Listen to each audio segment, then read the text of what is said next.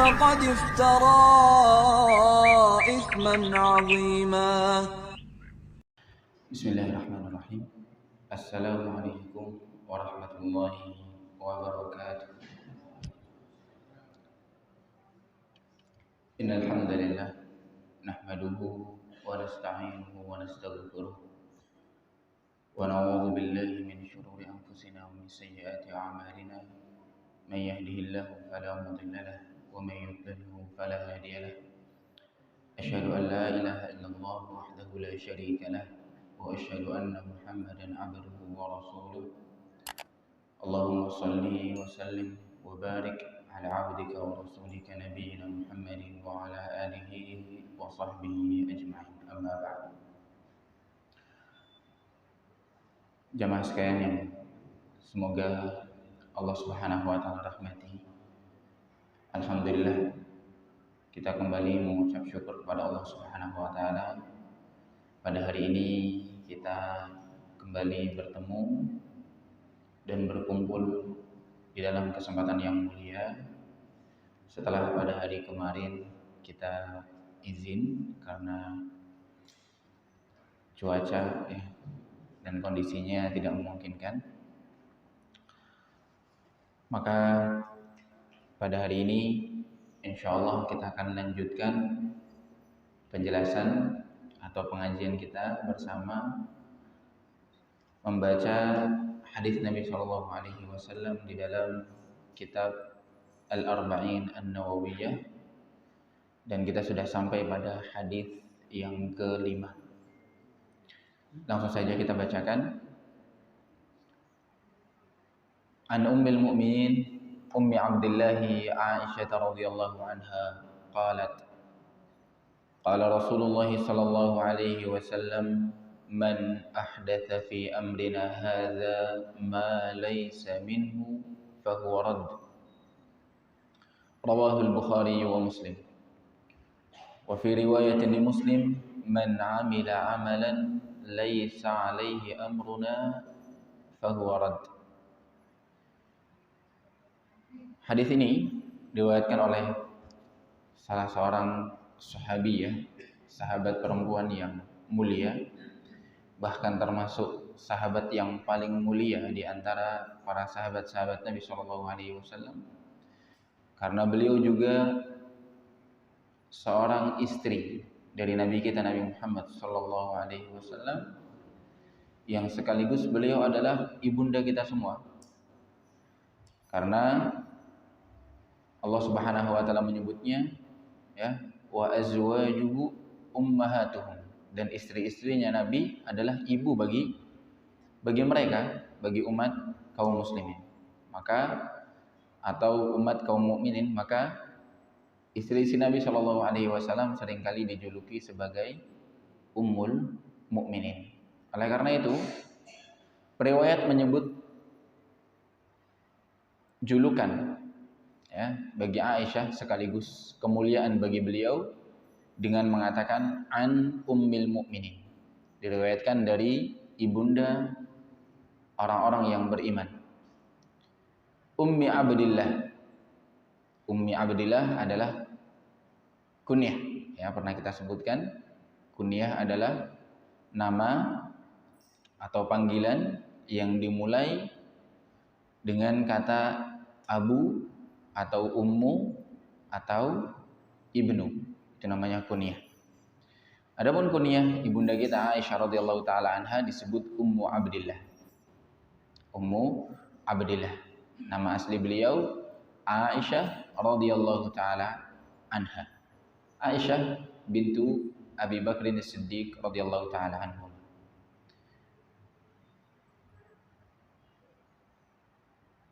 Barangkali ada yang bertanya, kenapa Aisyah diberi kunyah ibunya Abdullah?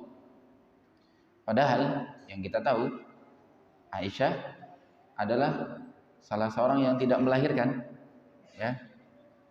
Walaupun memang ada beberapa khilaf atau riwayat dari sejarah yang menyebutkan bahwasanya Aisyah melahirkan lalu keguguran.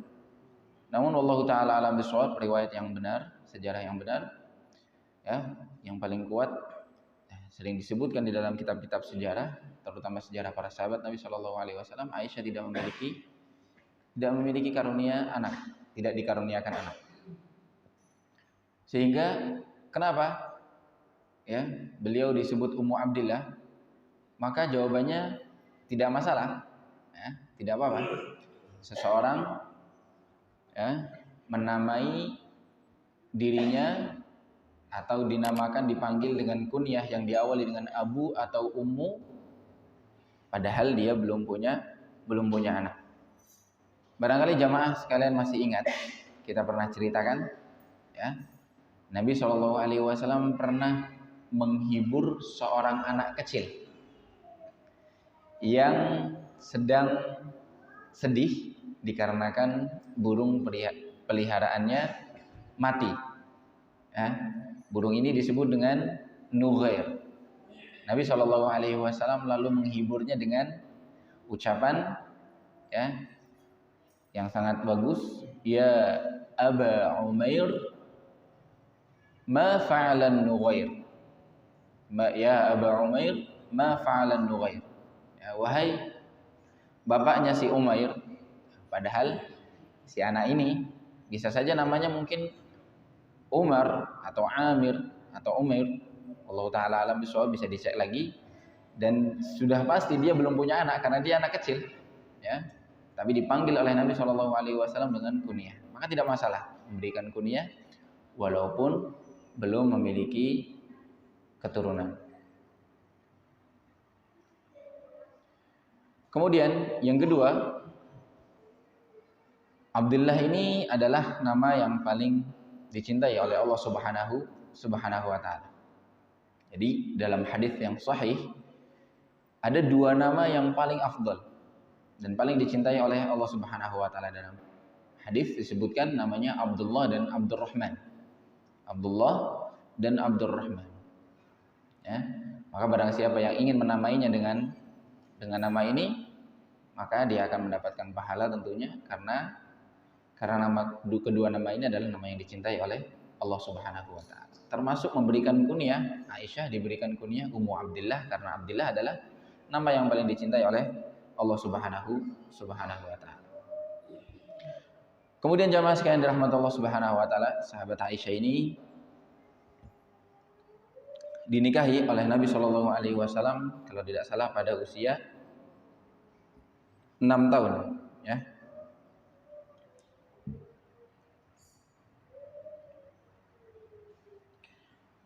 Kemudian Nabi Shallallahu Alaihi Wasallam mulai hidup bersama Aisyah di usia berapa tahun? Kurang lebih 9 tahun.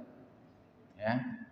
Artinya di usia 9 tahun sudah dianggap sebagai usia anak-anak yang, atau seorang perempuan sudah dewasa.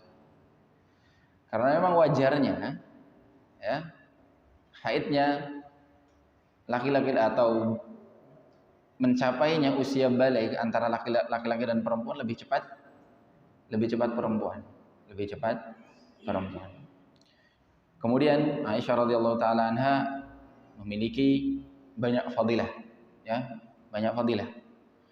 Di antara yang disebutkan oleh para ulama, bahkan dibangga-banggakan langsung oleh Nabi Shallallahu Alaihi Wasallam di depan para istri-istri Nabi yang lain, ya, ketika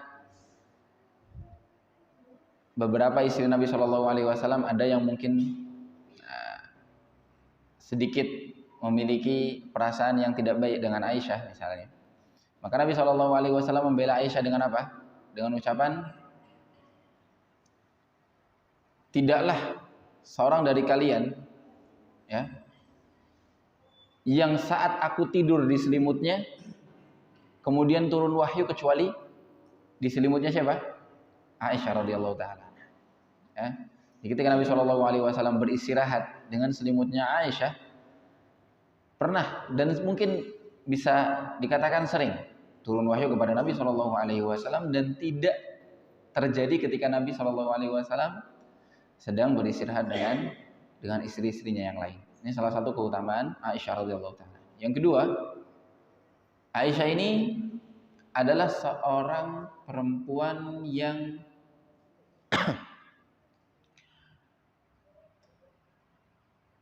direkomendasikan atau dibersihkan, disebutkan kesuciannya, ya, perempuan yang suci, bukan perempuan yang kotor, langsung dengan ayat yang turun dari langit, ya. Karena Bapak Ibu pernah mendengar mungkin Aisyah pernah difitnah, ya. Aisyah radhiyallahu taala anha pernah difitnah ketika Rasulullah Shallallahu alaihi wasallam mengajak Aisyah radhiyallahu taala anha. Aisyah mendapat undian, ya, karena sudah menjadi adat Nabi ketika mau bersafar, terutama dalam berperang, Nabi mengundi istri-istrinya, ya, siapa yang keluar namanya dia yang akan ikut bersama Nabi, ikut safar dengan Nabi Shallallahu Alaihi Wasallam. Ketika Aisyah ikut di suatu peperangan, pernah suatu saat, ya, Aisyah izin, kemudian kalau nggak salah buang hajat, ya, atau menyelesaikan hajatnya, kemudian kembali ke rombongan, kemudian masuk ke dalam tanduknya, karena ada zaman dahulu kendaraannya adalah unta, kemudian dibuat seperti ruangan atau kamar kecil, diangkat di atas unta atau tanduk, disebut dengan tanduk. Ketika sudah naik masuk ke dalam tanduk tersebut, Aisyah teringat cincinnya ternyata tidak ada di tangannya, terlepas, sehingga Aisyah kembali lagi ke tempat di mana Aisyah tadi menyelesaikan hajatnya. Subhanallah, pada waktu itu disebutkan oleh para ulama, Aisyah pada waktu itu masih kurus-kurusnya, atau masih langsing lah istilahnya, ya, belum terlalu berat,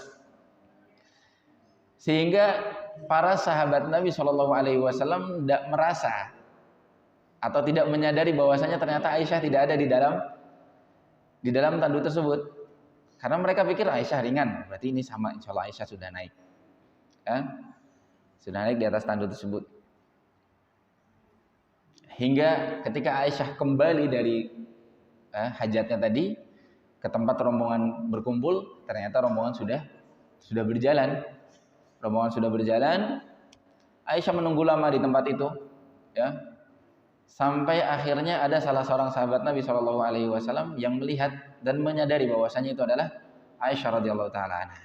Kemudian sahabat tersebut pun turun dari tunggangannya, kemudian menjauh dari tunggangannya, mempersilahkan Aisyah untuk naik tunggangan tersebut, kemudian mengantarkan tunggangan tersebut sampai berhasil menyusul pada rombongan yang mungkin sudah beristirahat di suatu tempat. Nah, ketika menyusul, ada di antara, ya, beberapa kaum muslimin yang hatinya sakit, ya, hatinya sakit, sehingga melihat pemandangan seperti ini mereka mulai digoda oleh syaitan. Ya, kenapa kok Aisyah bisa pulang sendirian bersama salah seorang sahabat laki-laki? Sehingga ketika sampai di Madinah mulai membesar, ya, sempat Nabi Shallallahu Alaihi Wasallam, ya, terganggu dengan isu ini. Sempat Nabi Shallallahu Alaihi Wasallam terganggu dengan isu ini, sehingga Nabi juga tidak. Namun bagusnya Nabi Shallallahu Alaihi Wasallam tidak pernah mengucapkan kata-kata apapun. Ya, beliau benar-benar sabar menunggu kabar dari Allah Subhanahu Wa Taala. Ya, barangkali sifat manusiawi Nabi sempat tergoda mungkin, sempat ragu dan lain sebagainya. Namun jelas Nabi Shallallahu Alaihi Wasallam tidak pernah menuduh Aisyah radhiyallahu taala anha sampai mendapatkan bukti yang begitu jelas, hingga akhirnya itu sempat beberapa waktu Aisyah sempat tersiksa, nangis, sakit-sakitan, ya, ketika tersebar fitnah tersebut, ya,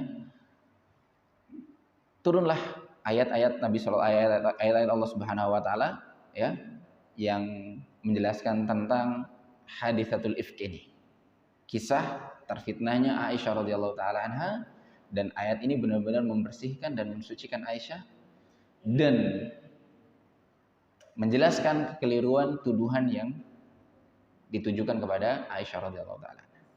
Langsung dari ayat-ayat Allah Subhanahu wa taala yang turun, ya, untuk menjelaskan kesucian Aisyah radhiyallahu taala. Kemudian banyak lagi, ya kemuliaan dari sahabat Aisyah ini diantaranya adalah beliau termasuk muhaddits dan atau muhadditsah, ya, ahli hadis, dan juga faqihah, ahli fakihnya para sahabat. Kenapa? Mudah sekali, karena beliaulah ya yang melazimi Rasulullah SAW. Dan kita tahu banyak di antara perkara-perkara agama ini ya yang tidak mudah diketahui kecuali dari jalan istri-istri Nabi SAW. Bagaimana kehidupan Nabi berkeluarga, bagaimana kehidupan Nabi SAW di rumah, bagaimana muamalahnya Nabi dengan setiap orang yang mampir ke rumahnya. Ilmu-ilmu ini diserap betul oleh Aisyah radhiyallahu taala, sampai diriwayatkan atau disebutkan oleh Imam Az-Zahabi rahimahullahu taala bahwasanya hadis yang diriwayatkan oleh Aisyah sampai berjumlah 2210 hadis. 2210 hadis yang diriwayatkan oleh Aisyah dari ucapan atau sikap Nabi Shallallahu alaihi wasallam. Dan 170 sekian kurang lebih itu diriwayatkan oleh Imam Bukhari dan Muslim. Diriwayatkan oleh Imam Bukhari dan Muslim. Maka melihat beberapa poin-poin kemuliaan ini kita sudah yakin betul. Ya, jangan sampai ada sedikit pun keraguan pada kemuliaan sahabat Nabi Shallallahu alaihi wasallam yang satu ini, yaitu Ummul Mukminin Aisyah radhiyallahu taala. Kenapa perlu dijelaskan hal-hal ini? Karena barangkali jemaah pernah mendengar ada kelompok tertentu yang tidak suka dengan sahabat-sahabat Nabi Shallallahu alaihi wasallam, termasuk sahabat Aisyah. Bahkan mereka sebagiannya ya, ada yang sampai-sampai menuduh bahwasanya Aisyah terfitnah, dan fitnahnya benar. Fitnah yang tadi saya ceritakan singkat tadi, sebagian dari mereka membenarkan fitnah tersebut, walaupun ya mayoritas dari kelompok ini tidak membenarkan fitnah tersebut. Namun kelompok ini di antara kekeliruan mereka secara umum tidak suka dengan beberapa sahabat Nabi Shallallahu alaihi wasallam yang sudah disepakati kemuliaan, ya, disepakati fiqhnya, disepakati fadilahnya, kedekatannya dengan Nabi Shallallahu alaihi wasallam.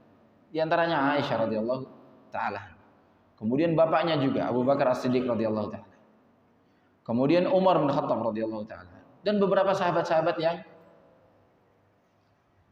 yang disebutkan di dalam akidah mereka, keyakinan mereka.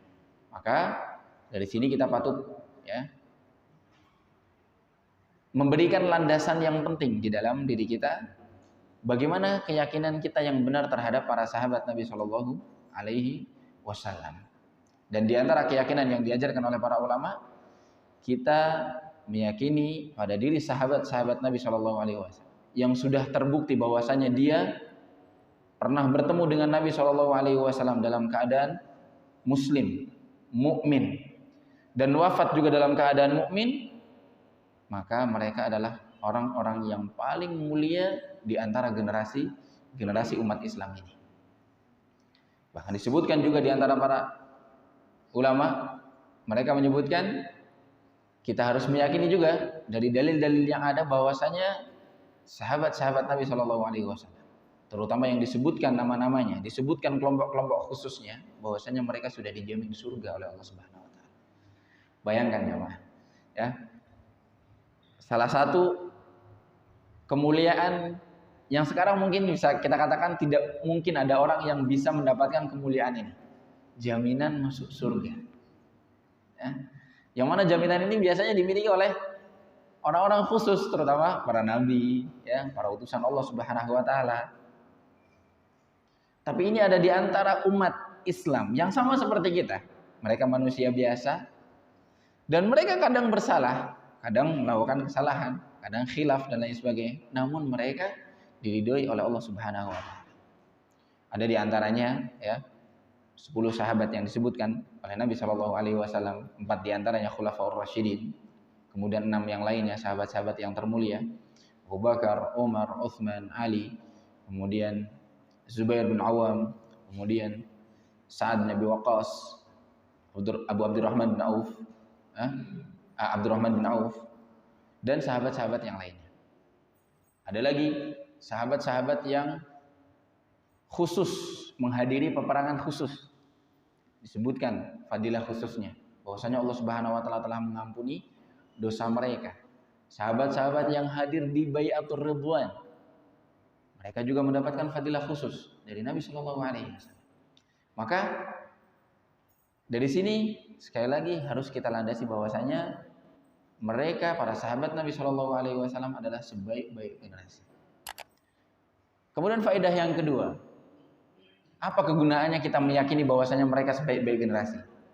Di antara faedahnya adalah kita juga meyakini bahwasanya tata cara beragama, beribadah, bermuamalah yang paling baik, yang paling benar, yang paling bagus, yang paling afdal adalah bagaimana cara beragama dan beribadahnya para sahabat Nabi Shallallahu alaihi wasallam. Kenapa? Karena mereka langsung hidup bersama Nabi Shallallahu alaihi wasallam.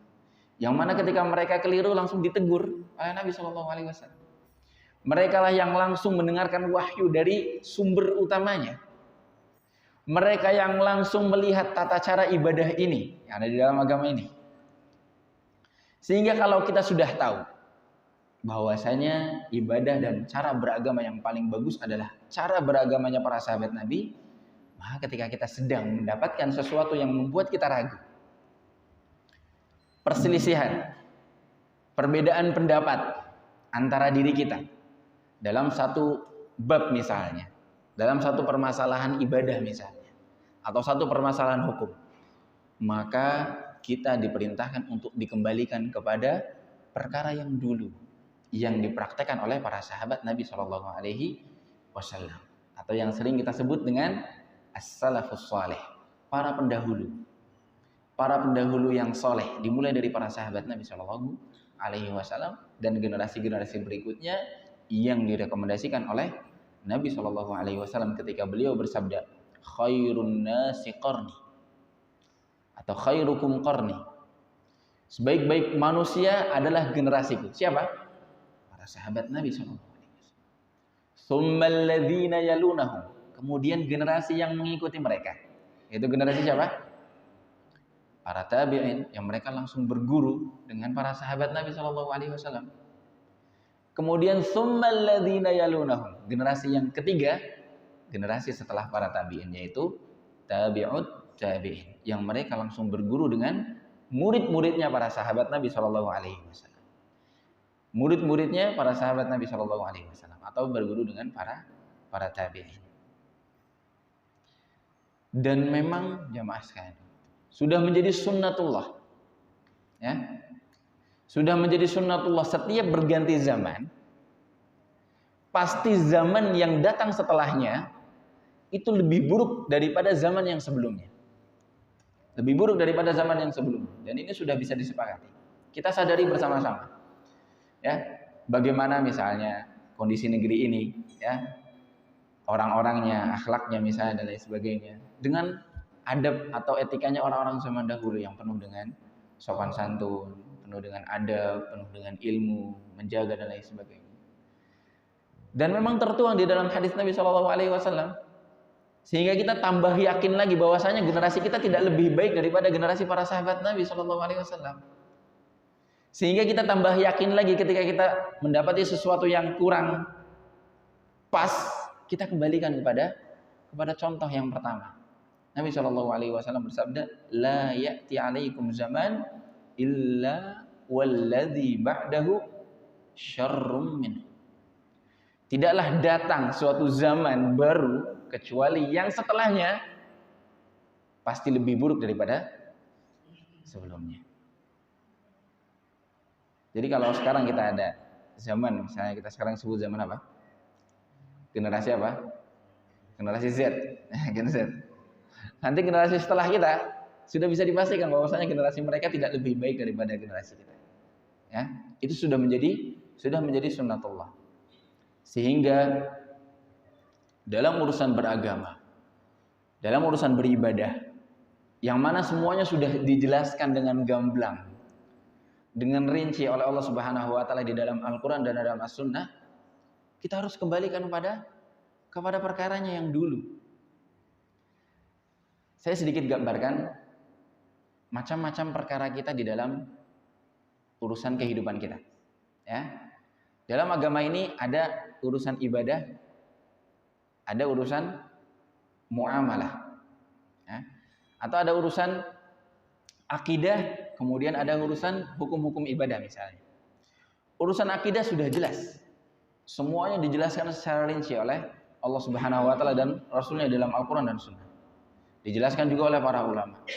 Sehingga hal ini sudah menjadi sesuatu yang bisa kita pastikan, kita kembalikan pada zaman dahulu. Mudah sekali, gambarannya sangat mudah sekali. Termasuk yang kedua, hal-hal ibadah juga. Hal-hal ibadah bisa dikatakan semuanya sudah lengkap. Ketika Allah Subhanahu wa taala berfirman, "Al-yauma akmaltu lakum dinakum." Pada hari ini dalam surat Al-Maidah, pada hari ini ya, yaitu setelah Fathu Makkah, ya, ayat ini turun adalah ayat yang terakhir ya dari Al-Qur'an.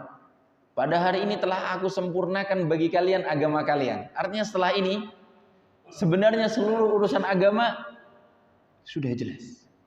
Terutama dalam akidah, ibadah dan lain sebagainya, amalan-amalan yang kaitannya dengan Allah Subhanahu wa taala. Kemudian perkara tentang muamalah. Nah, adapun perkara tentang muamalah ini agak sedikit memang kondisinya. Kenapa? Karena muamalah ini memang di dalam Al-Qur'an dan As-Sunnah ya tidak merincikan segala hal.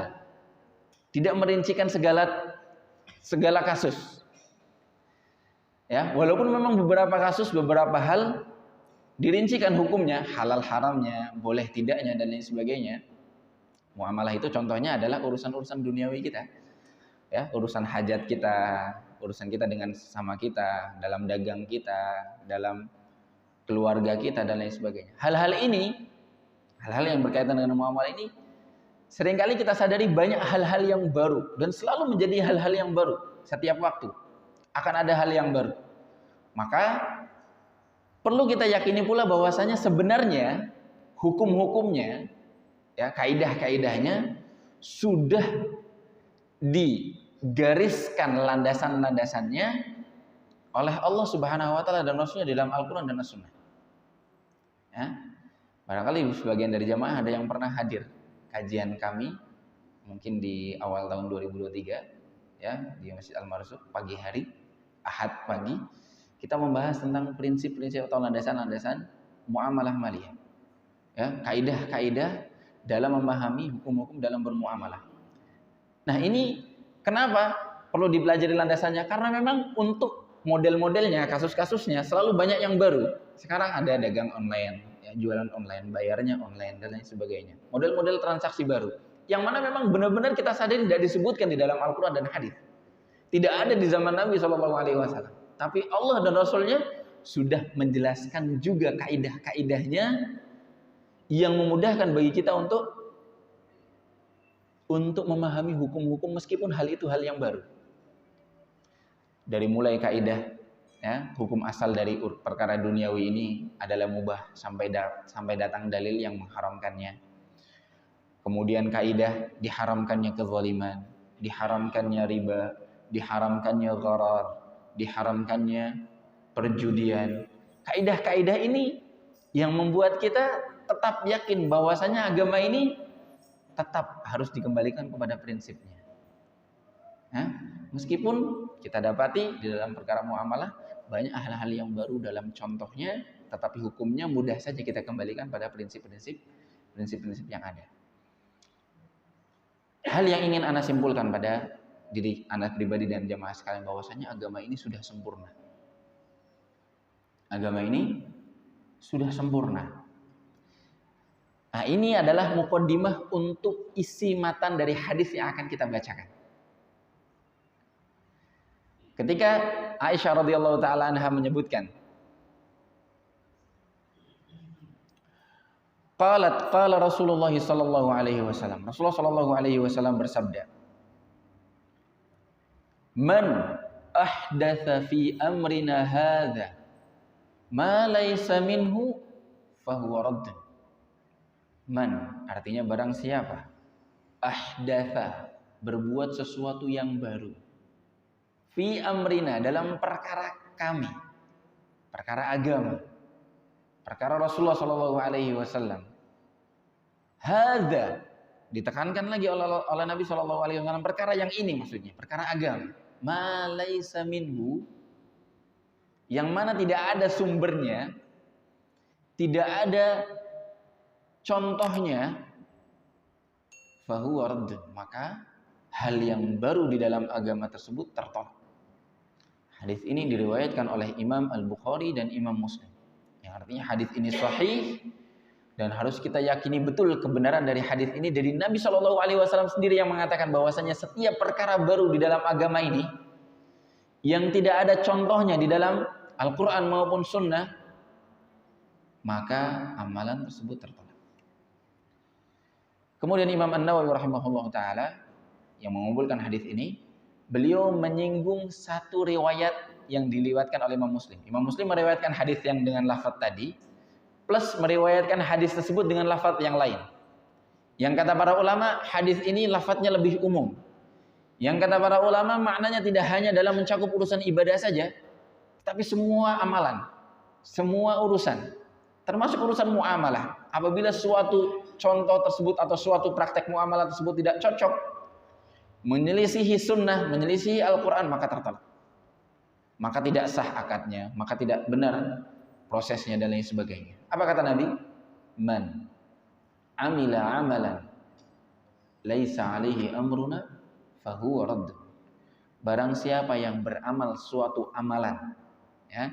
Kalau yang tadi man ahdatsa fi amrina, membuat suatu yang baru, tapi kalau di sini barang siapa yang beramal suatu amalan, melakukan suatu perbuatan, laisa alaihi amruna, tidak benar dengan perkara kami, tidak sesuai dengan sunnah kami, dengan agama yang diturunkan dalam Al-Quran dan Sunnah, fahuwa raddun, maka amalan tersebut juga raddun, tertolak. Raddun ini masdar yang berarti isim maf'ul, ya. Raddun itu sebenarnya masdar dalam ilmu sharaf, namun kata para ulama bermakna isim maf'ul dari radda yaruddu, raddun, raddan, raddun, mardudun. Mardud isim maf'ulnya yang artinya tertolak. Amalan tersebut tertolak. Kita jelaskan sedikit-sedikit di antara penjelasan yang disebutkan oleh para ulama tentang hadis ini. Kata para ulama, termasuk kitab yang kita bacakan, yaitu syarah dari Syekh Muhammad bin Shalih Al-Utsaimin, beliau mengatakan bahwasanya hadis ini termasuk sebuah kaidah yang begitu penting di dalam agama. Kaidah yang begitu penting di dalam agama kita. Dan selaras dengan firman Allah Subhanahu wa taala yang berbunyi, wa anna hadza sirati mustaqima fattabi'uhu wa la tattabi'us subula fatafarraqa bikum an sabili. Surat Al-An'am ayat 153. Allah Subhanahu wa taala menyebutkan bahwasanya ini adalah jalanku mustaqima, ya. Termasuk Nabi SAW diperintahkan oleh Allah untuk menyebutkan perkataan ini, bahwasanya ini adalah jalanku yang lurus. Fattabi'u, maka ikutilah. Ittiba' namanya, mengikuti jalannya Nabi SAW yang lurus ini. Wala tattabi'us subul, lalu janganlah kalian ikuti jalan-jalan yang lain. Artinya jalan-jalan yang lain ini yang tidak sesuai dengan jalannya Nabi Shallallahu Alaihi Wasallam. Fatafarraqa bikum an sabili, sehingga kalian terpisah dari jalan yang lurus, jalan yang dititi oleh Nabi Shallallahu Alaihi Wasallam. Maka jamaah sekalian dirahmati Allah Subhanahu Wa Taala, sempat kami sebutkan dari hadis ini dan juga dari hadis arba'in, hadis yang pertama kita bahas, yaitu innamal a'malu binniyat, menyimpulkan bahwasanya suatu amalan akan diterima oleh Allah Subhanahu wa taala apabila sesuai dengan dua hadis ini. Hadis yang pertama tentang niat. Suatu amalan niatnya harus benar. Ketika Nabi mengatakan innamal a'malu binniyat wa innama likulli imri'in ma nawa. Sesuatu tergantung pada niatnya, balasan juga sesuai dengan apa yang diniatkan oleh seseorang. Ya. Oleh karena itu Allah Subhanahu wa taala juga berfirman, "Wa ma umiru illa liya'budullaha mukhlishina lahuddin hunafa." Surat Al-Bayyinah juz yang ke-30 ayat yang kelima, Allah sebutkan, tidaklah mereka diperintahkan kecuali untuk beribadah kepada Allah Subhanahu wa taala dengan ikhlas. Niat yang murni hanya mengharap ridho dari Allah Subhanahu wa taala. Ini syarat yang pertama. Kemudian yang kedua, amalan akan diterima apabila sesuai dengan hadis yang sedang kita bacakan ini, yaitu hadis yang kelima dari kitab Al-Arba'in An-Nawawiyah, yaitu tentang mengikuti sunnahnya Nabi Shallallahu Alaihi Wasallam atau sering disebut dengan al-mutaba'ah, sesuai dengan ajarannya, sesuai dengan metodenya, sesuai dengan tata caranya yang Nabi Shallallahu Alaihi Wasallam contohkan. Barangkali perlu dirinci. Kalau hal yang pertama begitu jelas, gamblang tentang niat ya. Niat tempatnya di hati, ya. Hati ini yang menginginkan keikhlasan kepada Allah Subhanahu wa taala, dia berarti sudah sesuai dengan hadis yang pertama. Syarat yang pertama disebutkan dalam hadis Nabi dan di dalam ayat-ayat Allah Subhanahu wa taala tentang ikhlas. Sudah jelas tentang ikhlas, tentang niat. Namun hal yang kedua tentang mutaba'ah ini perlu dirinci. Perlu dirinci apa saja yang harus diikuti tata caranya dari sunnah Nabi Shallallahu Alaihi Wasallam. Ya. Disebutkan oleh beliau bahwasanya ada kurang lebih 6 perkara yang harus diperhatikan, kesesuaiannya dengan contoh Nabi Shallallahu Alaihi Wasallam. Yang pertama adalah sebabnya. Sebab suatu amalan, ketika kita beramal, sebabnya harus sesuai dengan sebab yang dianggap oleh Nabi Shallallahu Alaihi Wasallam. Kita contohkan agar lebih mudah. Ya. Contoh, kita melaksanakan sholat 2 rakaat ketika masuk masjid. Ya. Kita menganggap sholat 2 rakaat ketika masuk masjid ini sebagai suatu agama yang benar, tata cara beragama yang benar, sunnah yang dicontohkan oleh Nabi Shallallahu Alaihi Wasallam. Karena kita meyakini sebabnya sama seperti yang diyakini oleh Nabi Shallallahu Alaihi Wasallam. Sebabnya apa? Masuk masjid dan hendak duduk. Ya, kata Nabi Shallallahu Alaihi Wasallam, siapa yang mau duduk, siapa yang mau masuk masjid dan hendak duduk, hendaknya dia sholat 2 rakaat sebelum dia duduk. Ya. Ini diantara contohnya. Sehingga seandainya ada seseorang melaksanakan suatu ibadah dengan suatu sebab khusus, yang ternyata sebab itu ada di zaman Nabi, tapi Nabi tidak melakukan ibadah baru tersebut, maka ibadah baru tersebut tertolak karena tidak sesuai dengan sebab yang dipakai oleh Nabi Shallallahu Alaihi Wasallam. Contoh, seandainya ada orang membuat perayaan khusus untuk hari kemenangan Nabi Shallallahu Alaihi Wasallam di perang Badar misalnya, ya. Nabi itu kan sering menang dalam peperangan, diantaranya adalah perang Badar misalnya. Salah satu perang yang pertama kali Nabi Shallallahu Alaihi Wasallam kerjakan di awal hijrah beliau, ketika Nabi memiliki kekuatan bersama kaum muslimin, hendak menyebarkan agama ini. Seandainya ada seseorang melakukan perayaan khusus, hari raya mungkin, pada tanggal ini Nabi menang di perang Badar, hari ini tanggal ini, maka kita rayakan dengan perayaan khusus, mungkin dengan sholat, dengan kumpul-kumpul khusus, yang kita anggap suatu ibadah, yang kita anggap suatu perkara yang di dalam agama, maka sudah kita pastikan bahwasanya itu tertolak. Kenapa? Karena Nabi Shallallahu Alaihi Wasallam tidak membuat hal tersebut. Ya? Termasuk sahabat Nabi Shallallahu Alaihi Wasallam juga tidak membuat hal tersebut. Padahal mereka sendiri yang mengalaminya.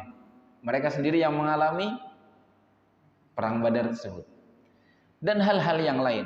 Ya, seandainya ada kejadian khusus di dalam sejarah Nabi Shallallahu Alaihi Wasallam, tanggal khusus begini, kisahnya Nabi begini, kemudian kita jadikan perayaan khusus, perkumpulan khusus, ibadah khusus. Ya, ibadah harus ditekankan. Hal yang kita anggap suatu ibadah, dianggap sebagai pendekatan diri kepada Allah Subhanahu wa taala, maka hal tersebut ditolak. Kenapa? Karena tidak sesuai dengan sebab yang ada di zaman Nabi Shallallahu alaihi wasallam. Hal yang kedua adalah terkait jenisnya, macamnya. Ketika Nabi Shallallahu alaihi wasallam mencontohkan suatu ibadah dan menentukan jenis khusus, macam khusus, dan tidak ada contoh macam yang lain, maka ketika kita membuatnya di hari ini dengan ibadah yang sama tapi memilih macam atau jenis yang baru yang tidak dicontohkan oleh Nabi Shallallahu alaihi wasallam, maka itu tertolak. Contoh, Nabi Shallallahu alaihi wasallam berkurban dengan apa? Hewan apa? Kambing, unta, sapi. Seandainya jamaah ada yang ingin berkurban dengan kuda misalnya, dia diniatkan di hari raya Idul Adha, dia berkurban, kemudian dia niat namanya pengen udhiyah, pengen berkurban, karena kurban adalah sunnah yang muakkadah, ya, sangat ditekankan, bahwa sebagian ulama mewajibkan bagi mereka yang mampu, ya, bagi mereka yang punya, ini khilaf di antara para ulama tentang hukumnya. Kemudian si orang ini punyanya kuda, maka dia berkurban dengan kuda. Apakah diterima? Tidak diterima. Tidak diterima. Ketika dia berkurban dengan kuda, karena tidak dicontohkan oleh Nabi SAW, jenisnya tidak sesuai dengan jenis yang dipakai oleh Nabi SAW. Ya. Meskipun jika dia ganti niatnya atau diganti tata caranya, oh anak pengen sedekah, ya, anak pengen sedekah, anak pengen ngasih hadiah, pengen ngasih orang miskin atau orang-orang yang membutuhkan, atau pengen bagi-bagi ke tetangga, pengen berbuat baik dengan cara menyembelih kuda, kemudian dagingnya dibagi-bagikan, maka itu diterima oleh Allah Subhanahu. Karena sedekah bebas, ya, mau makan bentuknya apa saja bebas, tidak dibatasi oleh Nabi SAW. Namun kurban sudah dibatasi contohnya atau jenisnya. Yang ketiga, selain yang pertama sebab, yang kedua jenis, yang ketiga adalah takaran. Yang ketiga adalah takaran, jumlah atau ukuran. Sehingga ketika Nabi SAW sudah menetapkan ukuran tertentu, jumlah tertentu dalam suatu ibadah, ya, kemudian kita melebih-lebihkannya, mengurang-ngurangkannya tanpa ada dasar yang benar, maka bisa dikatakan tata cara tersebut tertolak. Tata cara tersebut tertolak. Contoh, ya, Allah Subhanahu wa taala memberikan kita syariat sholat wajib hanya berapa waktu? 5 waktu. Kita semua yakin kalau seandainya ada orang menambah 1 waktu menjadi 6 waktu, sholat yang ke-6 ini diterima atau tidak? Tidak. Ditolak oleh Nabi, ditolak oleh Allah Subhanahu wa taala. Sholat wajib, ya, sholat wajib. Karena sholat wajib ini sudah dibatasi oleh Allah Subhanahu wa taala, jumlahnya hanya 5. Dari mulai subuh, zuhur, asar, maghrib, isya. Kemudian apabila ada orang menambahkan sholat misalnya, sholat apa? Sholat di waktu malam misalnya, sholatul lail misalnya. Padahal sholat malam ada sunnahnya tersendiri, tapi dia mengatakan oh ini wajib, sama seperti sholat 5 waktu, maka tertolak. Karena Allah Subhanahu wa taala sudah menyebutkan jumlahnya, Rasulullah SAW sudah mengerjakan jumlah tertentu, tidak boleh kita menambah. Berwudu misalnya, Nabi Shallallahu alaihi wasallam berwudu maksimal 3 kali. Maksimal 3 kali. Tidak pernah Nabi Shallallahu alaihi wasallam berwudu lebih dari 3 kali. Membasuh tangan misalnya atau membasuh muka misalnya. Tidak pernah lebih dari 3 kali. Ketika kita berwudu 4 kali, maka yang keempat ini tertolak. Ya. Basuhan yang keempat sudah pasti tertolak. Kalau kurang boleh enggak? Boleh. Karena Nabi Shallallahu alaihi wasallam pernah mencontohkan, Nabi pernah berwudu sekali, Ya, membasuh sekali, pernah membasuh 2 kali, pernah membasuh juga 3 kali. Lain dengan mengusap. Kalau mengusap, ya, riwayat yang menyebutkan hanya 1 kali. Ya, kaidahnya kata para ulama membasuh itu 3 kali, disunahkan. Kalau mengusap cukup 1 kali. Mengusap cukup 1 kali. Nah, ini 3 hal dulu yang kita sebutkan dari mulai sebab, kemudian jenis, kemudian ukuran atau takarannya atau jumlahnya. Kita sambung insyaallah setelah azan.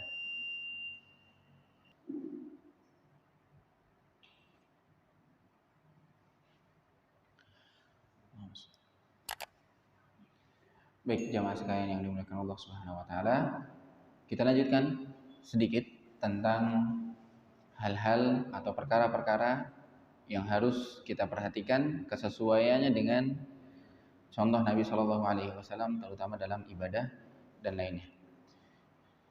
Yang keempat yaitu tentang tata cara. Tata cara atau proses. Tata cara atau proses. Kaifiyah seringnya disebut. Jadi ketika kita melaksanakan suatu ibadah harus sesuai dengan bagaimana kaifiyah atau tata cara yang dicontohkan oleh Nabi Shallallahu alaihi wasallam.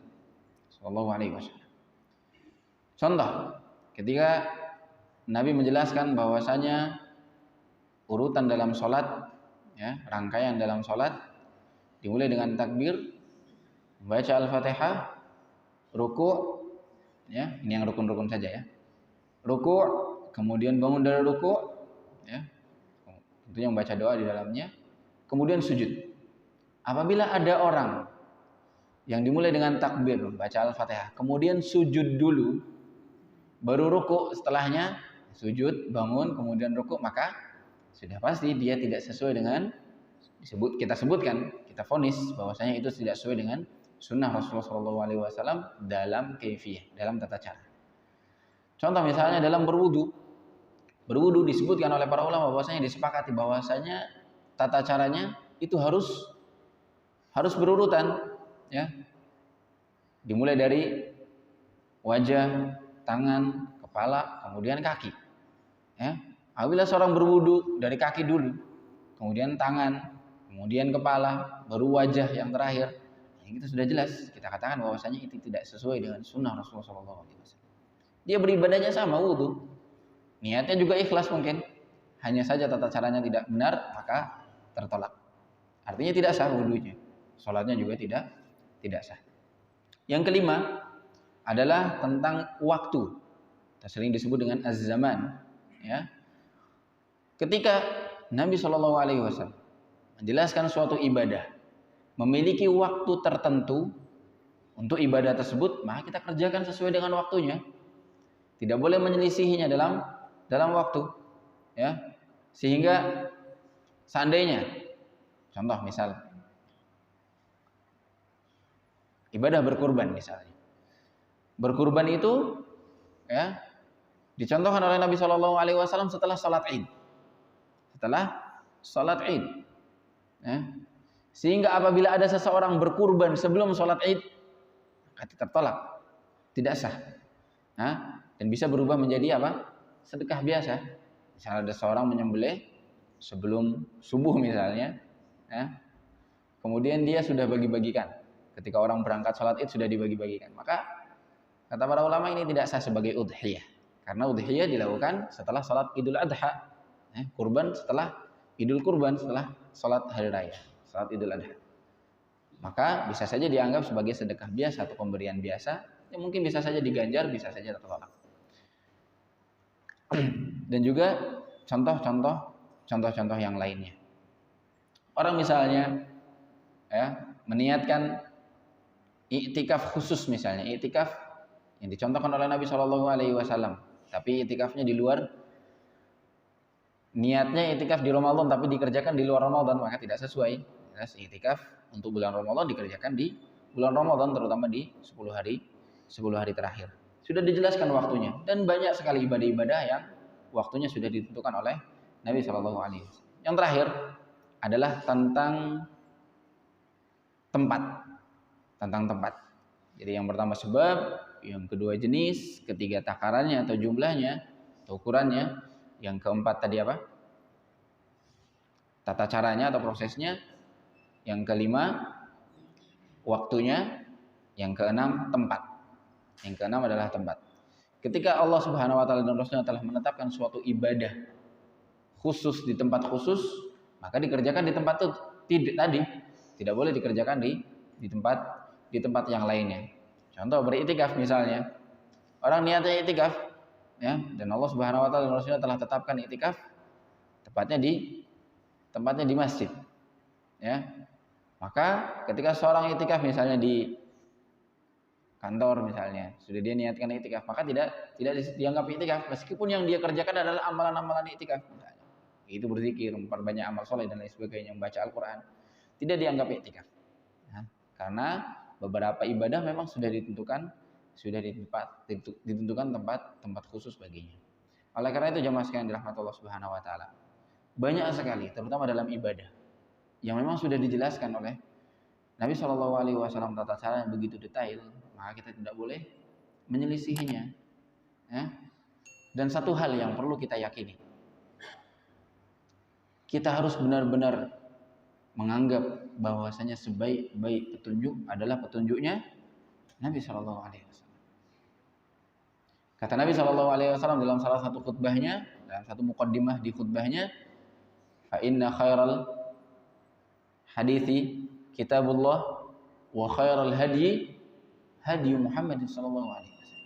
Sebaik-baik ucapan adalah firman Allah Subhanahu wa taala dan sebaik-baik petunjuk adalah petunjuknya Nabi Muhammad sallallahu alaihi wasallam. Maka jemaah sekalian rahmat Allah Subhanahu wa taala, kita berusaha sebaik mungkin menyesuaikan ibadah kita dengan ibadahnya Nabi sallallahu alaihi wasallam. Terakhir, tentang muamalah. Adapun tentang muamalah, ya, tentang muamalah, maka pada dasarnya juga harus sama. Ya. Dalam kaidah-kaidahnya, dalam prinsip-prinsipnya. Dalam syarat-syaratnya, misalnya dalam jual beli, syarat-syarat yang ditentukan oleh Nabi harus ditentukan juga di dalam muamalah kita agar muamalah tersebut diterima atau istilah lainnya sah, ya, terpakai akadnya dan lain sebagainya. Namun ada yang perlu diketahui bahwasanya hukum asalnya dalam bermuamalah atau urusan duniawi secara umum adalah mubah. Artinya hukum asalnya boleh-boleh saja. Namun dalam urusan ibadah lawan katanya. Hukum asalnya tidak ada sampai ada dalil yang menjelaskan bahwasanya ibadah itu dikerjakan oleh Nabi Muhammad SAW. Hukum asalnya terlarang sampai ibadah tersebut ada dalilnya. Ketika ada perintahnya, maka ibadah tersebut menjadi dianjurkan, diperintahkan sesuai dengan hukum-hukum yang ada yang wajib, ada yang sunnah dan lain sebagainya. Jemaah sekalian dirahmati Allah Subhanahu wa taala, sebenarnya ingin sekali kami lanjutkan tentang perkara yang sering disebut dengan bid'ah, ya. Karena perkara bid'ah ini ada kaitannya sangat erat sekali dengan pembahasan kita. Dan banyak orang keliru dalam memahami bid'ah, ya. Sehingga perlu dijelaskan bagaimana definisi rincian tentang bid'ah. Apa itu bid'ah? Apakah bid'ah ada macam-macamnya, ya? Kemudian bagaimana ungkapan bid'ah yang dipakai oleh para ulama, ya, dan lain sebagainya. Apakah ada bid'ah yang baik, ada bid'ah yang buruk, dan lain sebagainya. Perlu dipahami betul, sehingga kita tidak sembarangan mengatakan ini bid'ah, tidak juga sembarangan mengatakan ini tidak bid'ah, dan lain sebagainya. Dan ini insya Allah akan kita bahas pada pertemuan mendatang, kalau Allah Subhanahu wa taala izinkan. Semoga Allah Subhanahu wa taala mudahkan kita bisa berkumpul lagi di kesempatan mendatang insya Allah. Namun saya tidak tahu apakah minggu depan atau minggu-minggu berikutnya. Kita tutup dengan doa kafaratul majelis. Subhanakallahumma wa bihamdik, asyhadu an la ilaha illa anta, astaghfiruka wa atubu ilaik. Assalamualaikum warahmatullahi wabarakatuh. ومن يشرك بالله فقد افترى إثما عظيما.